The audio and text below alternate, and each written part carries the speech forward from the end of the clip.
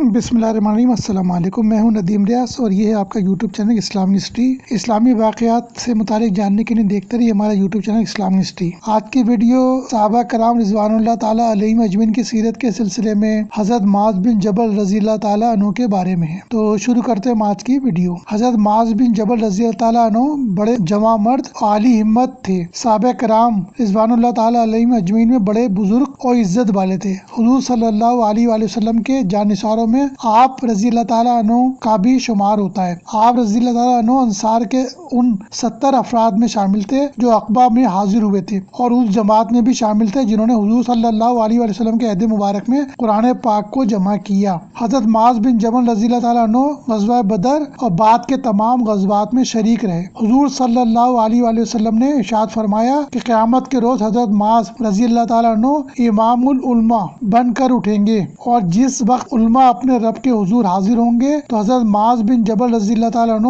ان کے آگے ہوں گے، اور اللہ تعالیٰ حضرت معاذ رضی اللہ تعالیٰ عنہ پر فرشتوں سے مباحثت فرمائے گا۔ حضرت معاذ بن جبل رضی اللہ تعالیٰ عنہ لوگوں کو حضور اکرم نور مجسم صلی اللہ علیہ وسلم کی حیات طیبہ میں اور حضرت ابوبکر صدیق رضی اللہ تعالیٰ عنہ اور حضرت عمر فاروق رضی اللہ تعالیٰ عنہ کی خلافت کے عہد میں فتویٰ دیا کرتے تھے۔ حضرت معاذ بن جبل رضی اللہ تعالیٰ عنہ کو حضور صلی اللہ علیہ وآلہ وسلم نے یمن کی طرف قاضی اور مولم بنا کر بھیجا۔ اس وقت حضرت معاذ رضی اللہ تعالیٰ عنہ کی عمر 28 سال تھی۔ یمن میں جو اعمال مقرر تھے ان سے اموال صدقات کو وصول کر کے ان کو مستحقین کے درمیان تقسیم کرنے کا اختیار بھی حضور صلی اللہ علیہ وسلم نے آپ کو بخشا۔ آپ صلی اللہ علیہ وسلم نے جب حضرت معاذ بن جبل رضی اللہ تعالیٰ عنہ کو یمن کی طرح روانہ فرمایا تو دریافت فرمایا، اے معاذ رضی اللہ تعالیٰ عنہ تم کس چیز سے فیصلہ دو گے؟ عرض کیا، یا رسول اللہ صلی اللہ علیہ وسلم اس چیز سے جو کتاب اللہ میں ہے۔ فرمایا، اگر تم کتاب اللہ میں نہ پاؤ اور تم پر ظاہر نہ ہو تو پھر کس سے فیصلہ دو گے؟ عرض کیا، میں سنت رسول صلی اللہ علیہ وسلم پر عمل کروں گا۔ ارشاد فرمایا، اگر سنت رسول صلی اللہ علیہ وسلم میں بھی نہ پاؤ تو کس طرح عمل کرو گے؟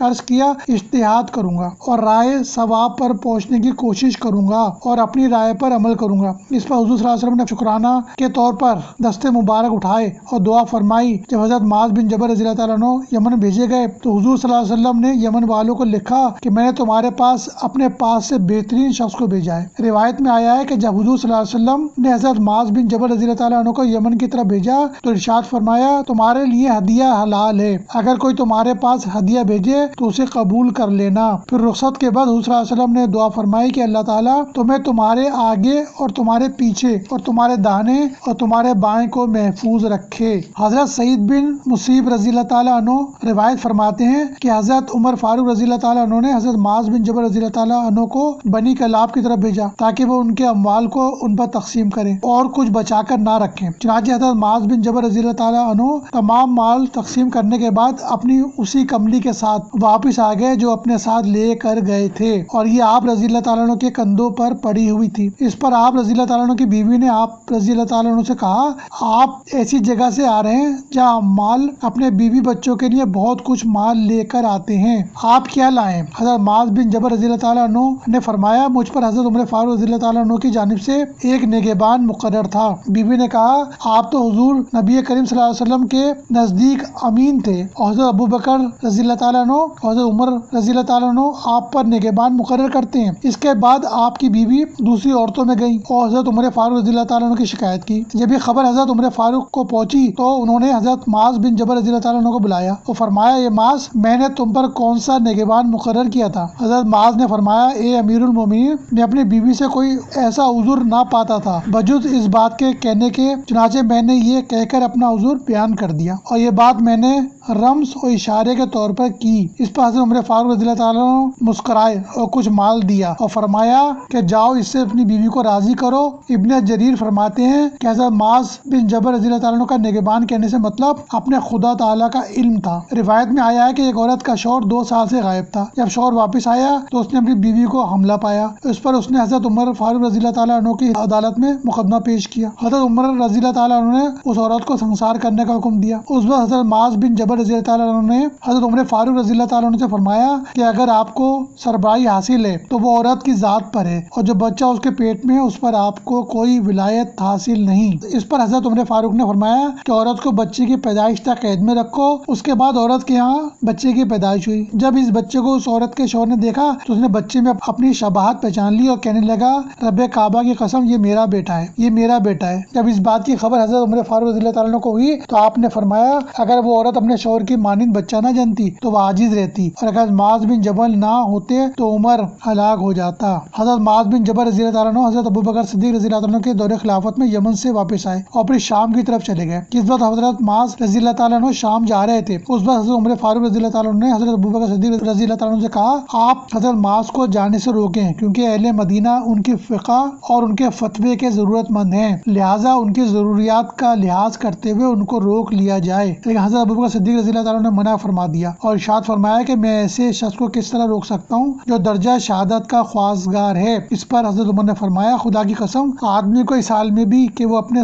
घर बिस्तर पर पड़ा हो शहादत का सवाब दिया जाता है। यमन में क़याम के दौरान का वाक़या है कि एक औरत हजरत माज बिन जबल के पास आई और उसने पूछा, ए रसूलुल्लाह सल्लल्लाहु अलैहि वसल्लम के साथी, औरत के शौहर का हक औरत पर क्या है? हजरत माज ने फरमाया, तेरा बुरा हो, औरत इस पर कादिर ही नहीं कि अपने शौहर का हक अदा कर सके। जहाँ तक कुदरत हो उसका हक अदा करने के लिए अपने आप को मुशक्कत में डालो और बस। हजरत माज बिन जबल ने अपने विसाल से कबल वाज करते हुए फरमाया कि तुम लोग नुकसान के फितने के साथ मुब्तला किए गए तो तुमने सब्र किया, ये खुफिया फितने के साथ मुब्तला किए जाओगे और सब में ज्यादा डर की चीज जिसका मैं तुम पर खौफ करता हूँ औरतों का फितना है, जबकि वो सोने और चांदी के कंगन पहने और शाम का बारीक कपड़ा इस्तेमाल करें और यमन की आला किस्म की चादरों को इस्तेमाल करें तो ये मालदारों को थका देंगी और गरीबों को इस चीज की तकलीफ देंगी जो वो पाता नहीं। एक मौके पर हजरत माज ने फरमाया कि 3 काम है जिसने उनको किया उसने नाराजगी के लिए अपने आप को पेश कर दिया। नंबर 1, बगैर ताज्जुब के हंसना। नंबर 2, बगैर बेदारी के सोना। नंबर 3 और बगैर भूख के खाना। एक शख्स हजरत माज बिन जबल रज़ी अल्लाह अन्हु के पास आया और उसके साथ उसके साथी थे। ये लोग हजरत माज को सलाम करने और उनको रुखसत करने आए। हजरत माज ने उसे फरमाया कि मैं तुझे 2 बातों की वसीयत करता हूँ, अगर तूने इन दोनों बातों की हिफाजत की तो तू महफूज रहेगा। तुझे दुनिया के इस हिस्से से जो तेरे नसीब में है बेपरवाह नहीं और अपने आखिरत के हिस्से की तरफ ज्यादा मोहताज है, लिहाजा तू अपने आखिरत के हिस्से को अपने दुनिया के हिस्से पर तरजीह दे ताकि तेरा इंतजाम दुरुस्त हो जाए और तू उसके साथ जहाँ चाहे फिर। एक शख्स ने हजरत माज बिन जबल से अर्ज किया कि मुझे तालीम दीजिए। हजरत माज ने फरमाया, तू मेरा कहा मान लेगा? उसने कहा कि मुझे आपकी फरमाबरदारी का बड़ा लालच है। चौंचे इरशाद फरमाया, रोजा भी रख और अफ्तारी भी कर और नमाज भी पढ़ और सो भी और कसब भी कर और गुनाह ना कर और कोशिश कर के तू हरगिज सिवाय मुसलमान होने की हालत के ना मरे और अपने आप को मजलूम की बद्दुआ से बचा।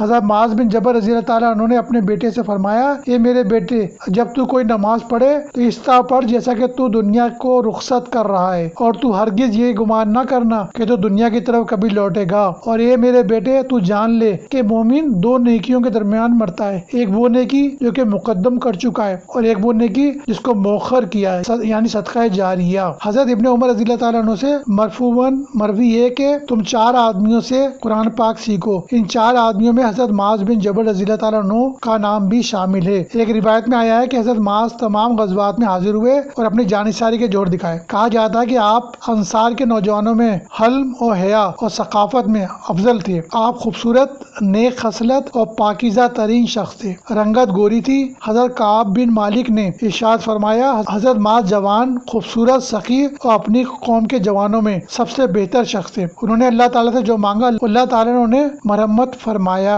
बयान किया जाता है कि जब हजरत माज बिन जबल रज़ी अल्लाह अन्हु के विसाल का वक्त करीब आया तो जो लोग आपके पास बैठे थे रोने लगे। आपने फरमाया, तुम्हें किस बात ने रुलाया? लोगों ने कहा कि हम आपके इल्म पर रोते हैं जो आपकी मौत के जरिए मुनक़ता हो जाएगा। आपने फरमाया, इल्म और ईमान अपनी जगह है जहाँ तक कि रोज़े क़यामत तक रहेगा। जो इल्म और ईमान की पैरवी के ख्वासगार हैं वह किताब और सुन्नत में तलाश करें और अपनी हर बात को किताब और सुन्नत पर रखें और किताब को अपनी किसी बात पर पेश ना करें। हजरत माज बिन जबल रज़ी अल्लाह ताला अन्हु ताउन के मर्ज से सन 17 हिजरी में या 18 हिजरी को उर्दू में विसाल फरमा गए। विसाल के बाद उम्र मुबारक 48 साल थी। ये सहाबा कराम रिज़वानुल्लाह ताला अलैहिम अजमईन के सिलसिले में हजरत माज बिन जबल रज़ी अल्लाह ताला अन्हु के बारे में हमारी वीडियो थी। सहाबा कराम रिज़वानुल्लाह ताला अलैहिम अजमईन नबी करीम सल्लल्लाहु अलैहि वसल्लम के सच्चे जांबाज ممتاز سپاہی تھے اور آپ کی سنت پر اپنی جان بھی دینے پر تیار تھے. آپ کے قول و فعل پر عمل کرنا آپ کی سب سے بڑی سعادت مندی سمجھتے تھے اور ایک سے بڑھ کر ایک کوشش کرتا تھا کہ آپ صلی اللہ علیہ وسلم کے تمام افعال اقوال پر